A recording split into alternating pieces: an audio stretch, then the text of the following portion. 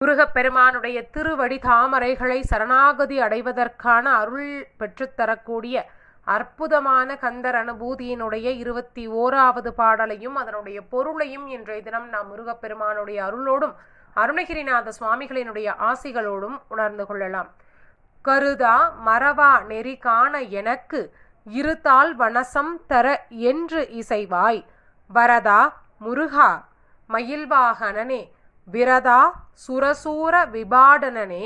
அருணகிரிநாத சுவாமிகள் இந்த அனுபூதியிலே முருகப்பெருமானை வரங்களை அள்ளித் தரக்கூடிய வரதனே, மயில்வாகனனே, அழகன் முருகனே, அருவருக்கத்தக்க தன்னுடைய குணங்களையெல்லாம் தன்னகத்தே குடிகொண்டு வைத்திருக்கக்கூடிய அந்த சூரபதுமனை இரண்டாக பிளந்த விபாடனனே என்று குறிப்பிடுகின்றார்.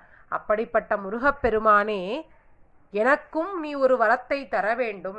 என்ன வரம் அப்படின்னு கேட்கிறார். பார்த்தீங்கன்னா, கருதா மறவா நிலை, அதாவது பிறப்பு இறப்பு அற்ற நிலை, நினைத்தல் மறத்தல் இவற்றையெல்லாம் தாண்டி முக்தி நிலையை அடைவதற்கான முருகப்பெருமானுடைய அந்த திருவடி தாமரைகளை தனக்கு தருவதற்கு நீ எப்போது ஒப்புக்கொள்ள போகின்றாய் முருகா என்று அருணகிரிநாத சுவாமிகள் முருகப்பெருமானிடத்திலே கேட்கக்கூடியதாக அமைந்த அற்புதமான கந்தர் அனுபூதி.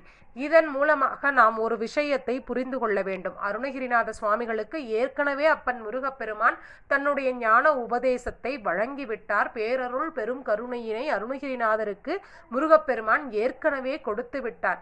இருப்பினும் அருணகிரிநாத சுவாமிகள் இந்த அனுபூதியிலே அதே திருவடி பொற்பாதங்களை சரணாகதி அடைவதற்கான அருளை கேட்கின்றார் என்றால் அவருக்காக கேட்பதல்ல. இந்த பாடல் நமக்காக, அடியார்களாகிய நாம் ஒவ்வொருவரும் முருகப்பெருமானை சரணாகதி அடைவதற்கான அருளை நாம் பெறுவதற்காக இந்த பாடலை நாம் தினந்தோறும் பாராயணம் செய்து அந்த அருளை பெற்றுக்கொள்வதற்காக இந்த அனுபூதியிலே நமக்கு அருணகிரிநாத சுவாமிகள் வழிகாட்டி இருக்கின்றார்.